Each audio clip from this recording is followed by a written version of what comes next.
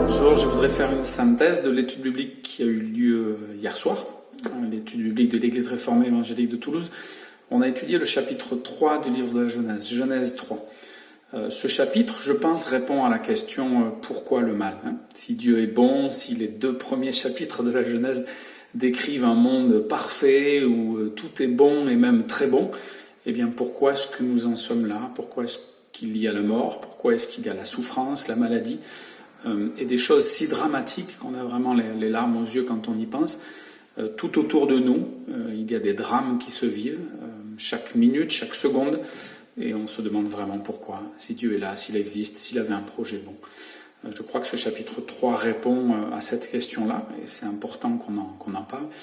Et puis je vais essayer de retranscrire aussi les bonnes questions et les bonnes interpellations que les uns et les autres vous avez pu lancer lors de cette étude. Voilà, je ne vous relis pas le chapitre 3, mais vous pouvez le lire juste avant d'écouter cette étude, et puis de temps en temps j'afficherai certains versets là dans la vidéo.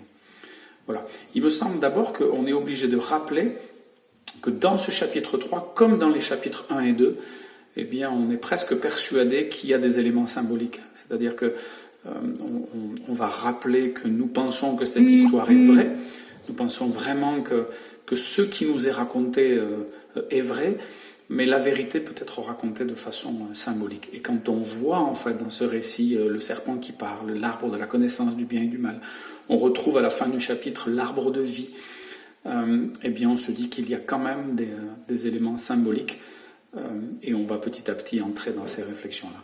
Donc les premières réactions quand on a lu le chapitre 3 du livre de la Genèse, eh bien c'était d'être impressionné par la réaction d'Adam lorsqu'il est accusé par Dieu, lorsque Dieu lui dit « Mais alors, pourquoi est-ce que tu as peur? Pourquoi est-ce que tu te caches? Est-ce que vous avez mangé de l'arbre, du fruit de l'arbre défendu ?» Et Adam va dire « Mais c'est pas moi, c'est la femme que tu m'as donnée. » Donc quelqu'un disait hier soir, c'est quand même incroyable, parce que Adam non seulement n'assume pas son mauvais choix, mais en plus, d'une certaine façon, il reproche à Dieu de lui avoir donné cette femme qu'il a entraînée dans l'erreur. Donc Adam est vraiment en train d'accuser Dieu, et on voit qu'il y a quelque chose qui a basculé dans leur relation. Adam, qui a été créé par Dieu, qui était dans une relation qui semblait parfaite, et dans une communion qui semblait parfaite, eh bien est en train d'accuser Dieu, en disant ben voilà, c'est cette femme que tu m'as donnée. Donc la remarque était judicieuse, et on est impressionné de voir Adam réagir de cette façon-là et accuser Dieu. Donc il y a cette première réaction. Il y a quelqu'un hier soir aussi qui nous a dit, bon franchement, quand on lit les 3 premiers chapitres de la Genèse, et puis quand on lit beaucoup de textes bibliques, cette personne nous a dit, moi je trouve que c'est incompréhensible, c'est souvent absurde, c'est difficile à croire, mais je crois. C'est une décision, c'est une volonté, je crois que c'est vrai, et je crois qu'il faut y croire. Donc j'ai trouvé cette réaction intéressante et honnête. Il y a plein de choses qu'on a du mal à comprendre et qu'on va peut-être quand même petit à petit comprendre. Et puis il y a aussi des choses que nous ne comprendrons pas jusqu'à ce que nous puissions nous retrouver devant Dieu, et peut-être qu'il nous donnera les explications, ou peut-être qu'on n'aura plus besoin de nos explications. Mais je pense que c'est assez honnête de reconnaître qu'il y a des choses qui sont incompréhensibles. Je vais vous donner un exemple, puisque ce chapitre 3 parle de la question du mal, de l'irruption du mal et de la désobéissance des êtres humains. Eh bien on se demande quand même pourquoi est-ce que Dieu a permis ça. Et comment est-ce que c'est possible qu'un Dieu bon, amour, et dans lequel il n'y a aucune ombre de ténèbres, comment c'est possible que avec ce Dieu bon qui maîtrise tout, qui est souverain, eh bien le mal puisse quand même entrer dans le monde, et qu'un serpent puisse venir tenter les premiers humains et les entraîner en fait dans ce chaos, dans ces drames qui se sont succédés jour après jour, année après année, siècle après siècle. Eh bien on n'a pas d'explication vraiment. Ce qu'il est important de comprendre, c'est que dans ce chapitre 3, on nous donne quand même un début d'explication. Si le monde va si mal, c'est parce que les êtres humains se sont détournés de Dieu, se sont détournés du projet de Dieu, et parce qu'ils ont mangé de l'arbre, du fruit de l'arbre de la connaissance du bien et du mal, on va y revenir. Donc il y a un début d'explication.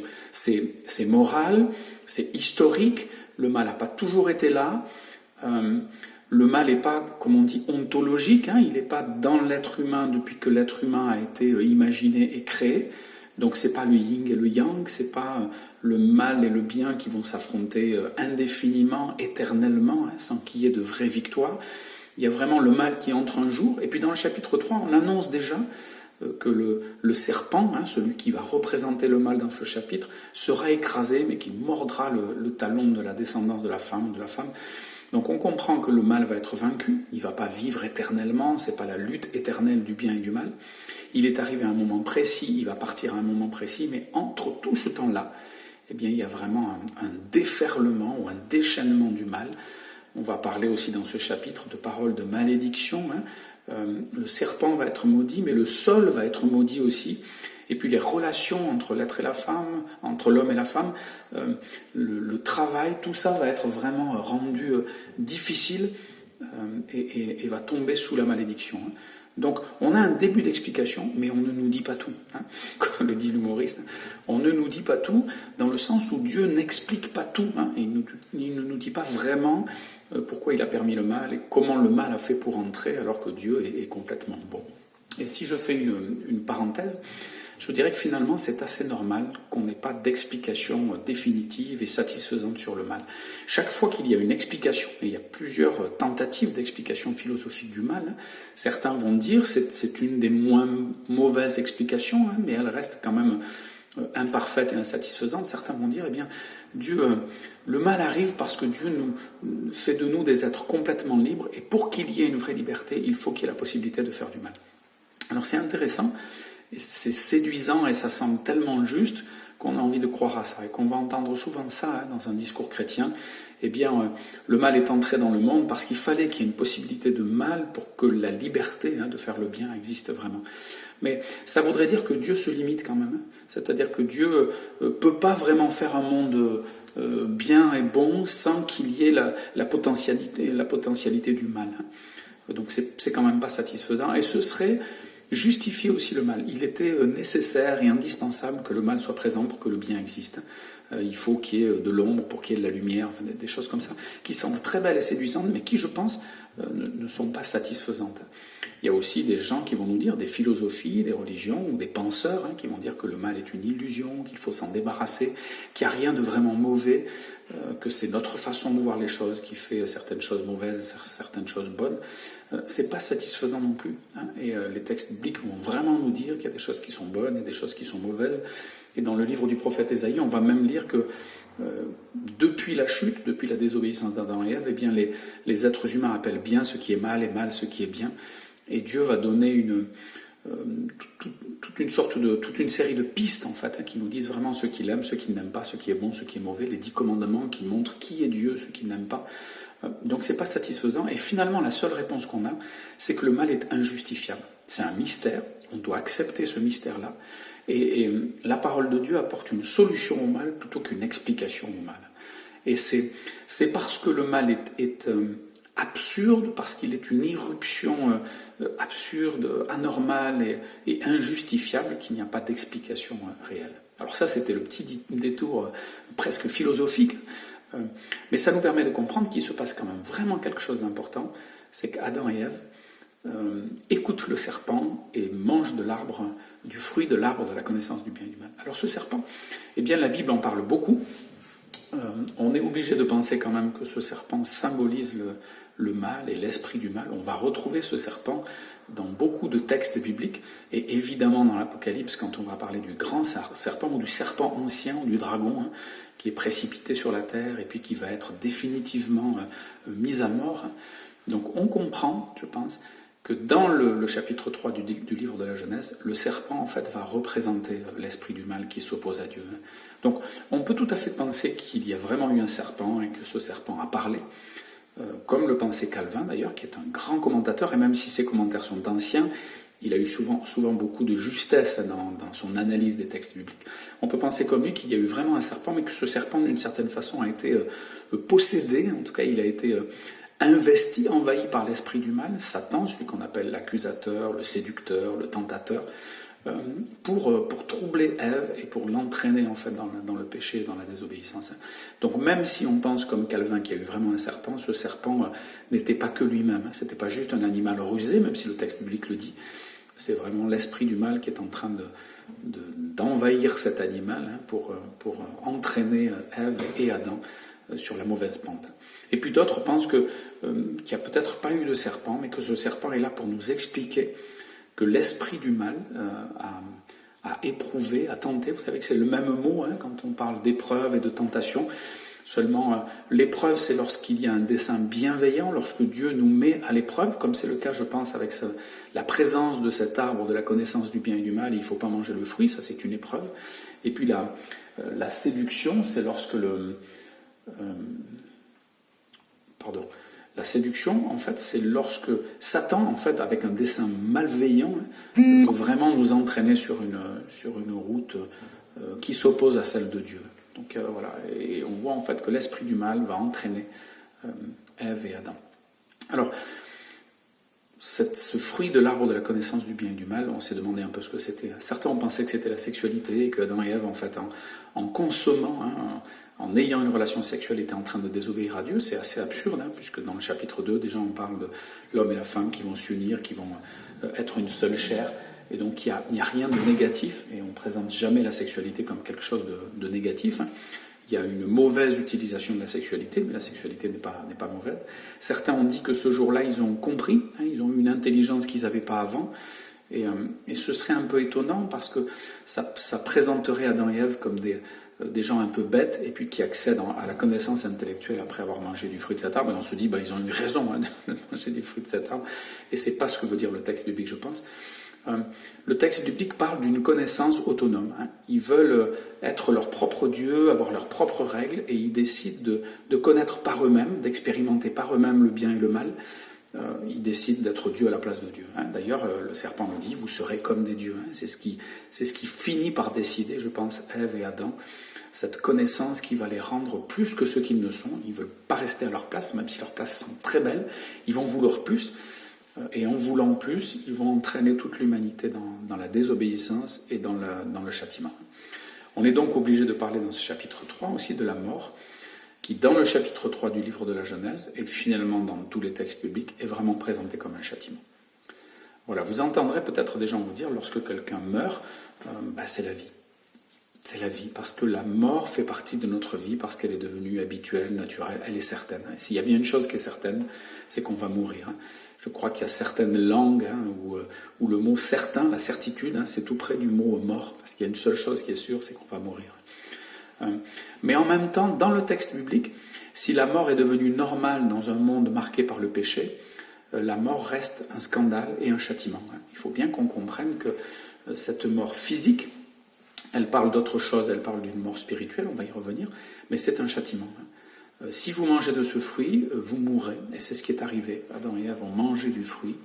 Et le châtiment a été la malédiction du serpent, la malédiction du sol, des relations qui vont être détériorées, faussées, et puis la mort physique. Une mort physique qui parle d'une mort spirituelle, parce que c'est Adam et Ève qui vont être chassés du jardin, c'est-à-dire éloignés de l'arbre de vie, éloignés de la communion avec Dieu. Et cet éloignement, en fait, c'est une mort spirituelle. Donc la mort physique va sans cesse nous rappeler, elle est scandaleuse, elle est douloureuse, et elle nous rappelle sans cesse qu'il y a une mort spirituelle, que nous sommes séparés de Dieu et que ce n'est pas normal, ce n'est pas une situation normale. Donc ce chapitre 3, il nous permet de parler aussi avec des gens et de leur dire, voilà, pour moi, chrétien, la mort est anormale, elle est scandaleuse et elle est un châtiment. Même si on a l'impression d'être quelqu'un de bien, d'avoir pas volé, de ne pas avoir tué, de ne pas avoir commis de meurtre, de ne pas avoir commis d'adultère, Jésus va évidemment rappeler que derrière tous ces commandements, il y a la colère, il y a la convoitise, et là on est tous coupables. Mais on est surtout associés à cette désobéissance d'Adam et Ève, qui sont les représentants de l'humanité, et qui en désobéissant ont entraîné toute l'humanité dans cette malédiction et dans ce châtiment. Donc la mort est un châtiment. Et puis dans ce chapitre 3, il y a l'arbre de vie. Adam et Ève sont chassés du jardin, Et cet arbre de vie, en fait, c'est cette communion avec Dieu. On parle beaucoup de l'arbre de vie aussi dans le reste de la Bible.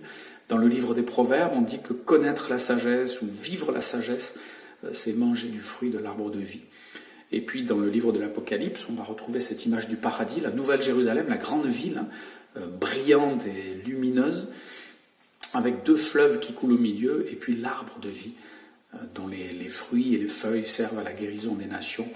Donc au paradis, on retrouve cette communion avec Dieu, et puis on va le voir dans les textes bibliques aussi, quand on revient vers Dieu, quand on se réconcilie avec Dieu, grâce à Jésus-Christ, on va y venir, eh bien on retrouve la vie éternelle, puisque la vie dans la Bible, c'est la vie physique, c'est la vie spirituelle, et c'est aussi la vie éternelle.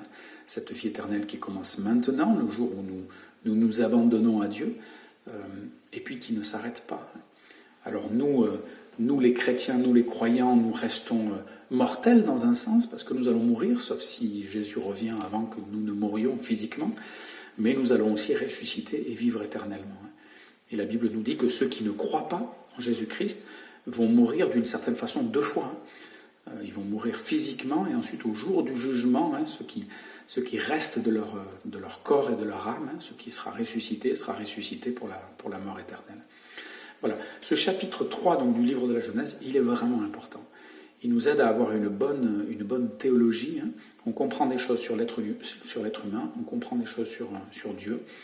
Et on peut y voir vraiment tout un tas de choses intéressantes. Hier soir, il a été dit aussi que finalement, ce qui était touchant, c'est l'amour de Dieu vis-à-vis de l'humanité. Les êtres humains se détournent de lui. Dieu aurait pu immédiatement éliminer ou foudroyer Adam et Ève. Il les punit comme c'était prévu. Mais il les habille. Vous vous souvenez que dans ce texte, eh bien, Adam et Ève sont honteux, ils ressentent la honte, ils ressentent la peur, sentiments et émotions qu'ils n'avaient pas ressentis, je pense, jusqu'à ce jour-là. Et ils s'habillent parce qu'ils se voient nus, ils ont honte d'être nus, ils s'habillent comme ils peuvent. Et Dieu, à la fin, après les avoir punis, va les habiller correctement, avec des peaux de bêtes, donc des bêtes qui ont été tuées, des animaux, tués pour Adam et Ève. Dieu va s'occuper d'Adam et Ève jusqu'à les habiller. Et Dieu va promettre aussi que le serpent, la semence d'Ève, et vous notez d'ailleurs qu'on parle de la semence d'Ève, d'habitude on parle de la descendance d'un homme. Ici c'est la semence d'Ève, donc on est presque déjà en train d'annoncer qu'il va y avoir une femme vierge qui enfantera quelqu'un, qui va écraser le serpent et qui va être mordu. Jésus va vaincre la mort, va amener la possibilité de vivre éternellement, mais il va être tué, sacrifié, il va mourir à notre place. Donc Dieu, dès le chapitre 3, montre tout son amour en habillant les êtres humains, en promettant une restauration, un plan de salut. Et puis avec toute la douceur de Dieu qui va voir Adam, qui lui pose des questions, alors que les êtres humains se sont véritablement détournés de lui. Donc pensons et constatons l'amour de Dieu vis-à-vis des êtres humains qui se détournent de lui. Et puis dans ce chapitre, on a aussi cet enseignement important sur le mal. Voilà. Le mal est dans le monde, et pourtant il y a un espoir. L'espoir d'être à nouveau réconcilié avec Dieu, de goûter à nouveau à la communion, et donc de manger des fruits de l'arbre de vie. Voilà, c'est une possibilité extraordinaire qui est annoncée dans ce chapitre 3, alors on est déçu de ce chapitre. On est déçu en fait que les êtres humains aient désobéi, et d'autant qu'on sait qu'ils auraient pu ne pas désobéir, et le monde aurait changé. Le monde n'aurait pas été le même.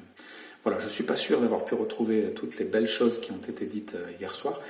On m'a demandé aussi si finalement, comme Adam et Ève avaient ressenti de la honte et de la peur, eh bien, est-ce que la honte et la peur sont toujours le signe d'une désobéissance ou d'une faute ? Et j'ai répondu, j'espère avoir bien répondu, mais que ce n'est pas ça. On peut ressentir de la peur et de la honte sans être dans le péché. La peur peut nous sauver. Si on a peur d'avoir un accident parce qu'on va trop vite, eh bien on a raison d'avoir peur. Et parfois on a honte parce qu'on a vraiment commis une faute. Cette honte va nous amener à la repentance, et donc elle n'est pas négative. Mais il y a aussi des mauvaises hontes et des mauvaises peurs. Donc là, cette nouvelle émotion de Adam et Ève, elle est venue d'une vraie culpabilité, donc elle n'est pas forcément mauvaise, mais il peut y avoir maintenant, depuis le mauvais choix d'Adam et Ève, des mauvaises peurs et des mauvaises hontes. Et puis des bonnes peurs et des bonnes hontes qui nous sauvent aussi et qui nous amènent à la repentance. Voilà, j'espère avoir essayé de retranscrire tout ce qui a été dit. Il y a eu aussi une réflexion sur l'homme et la femme. On comprend en fait que les relations de l'homme et la femme vont être complètement perturbées suite à la désobéissance. Tes désirs se porteront vers ton mari et ton mari dominera sur toi. On a dit hier soir que ces relations-là sont troublées, perturbées. La domination excessive de l'homme sur la femme est la conséquence du péché. Et on va voir que le texte biblique va essayer de replacer ces questions-là. Il y a vraiment des rôles qui sont différents, mais ces rôles ne sont normalement pas dans l'écrasement et dans la lutte de pouvoir. Certains ont dit hier que les femmes n'étaient pas si faibles que ça, et qu'elles avaient un grand pouvoir et une grande puissance, et qu'elles pouvaient faire aussi beaucoup de mal, et c'est vrai. Et on a rappelé que pourtant il y a aussi beaucoup de femmes qui sont battues par leur mari, et que donc les maris qui souvent physiquement peuvent être plus forts, et peut-être des fois psychologiquement moins forts, peuvent eux aussi faire beaucoup de mal. Donc ces drames qui se jouent sont le fait de ce drame historique qui s'est joué dans ce récit raconté par un auteur inspiré. On a dit aussi, j'ai oublié mais c'est important, que ce récit est très bien construit. C'est une belle poésie mais très bien construite, et des fois avec les traductions on perd un petit peu. Il y a une structure en chiasme avec 3 phrases et puis une phrase centrale et puis 3 autres phrases qui font une sorte de parallèle avec les 3 premières. Donc c'est très construit, c'est très travaillé, et l'auteur a cherché, inspiré par Dieu, à dire des choses vraies, profondes et belles, avec aussi des symboles qui existaient à l'époque, le symbole du serpent, le symbole de l'arbre, l'arbre de vie. C'est un thème aussi qui revient dans beaucoup d'autres récits mythologiques ou culturels. Nous, comme on l'a rappelé dans le chapitre 1 et 2, on pense que ce récit n'est pas un mythe, dans le sens où il est loin du mythe, avec une ambition historique, avec une grande sobriété, presque une froideur dans la façon de raconter les événements, et puis une belle construction quand même. Donc voilà, on pense que ce texte est unique, même s'il ressemble à des textes qui racontent d'autres histoires, et on pense que ce texte nous parle de quelque chose qui s'est vraiment passé et qui a changé la face de l'humanité, l'histoire de l'humanité. Mais comme c'est un événement historique, eh bien il y a de l'espoir, parce que comme le mal est entré dans le monde, Dieu nous dit que ce mal va en sortir, et puis nous pouvons être sauvés, réconciliés avec Dieu, retrouver la communion, et être libérés de l'esclavage du péché, c'est-à-dire recommencer une vie nouvelle où on continue de pécher et on continue d'être mortel, mais il y a quelque chose de nouveau qui entre dans notre vie. L'Esprit nous permet d'accomplir des actes bons avec une bonne motivation, et l'Esprit nous permet et nous aide à nous repentir aussi lorsque nous trompons.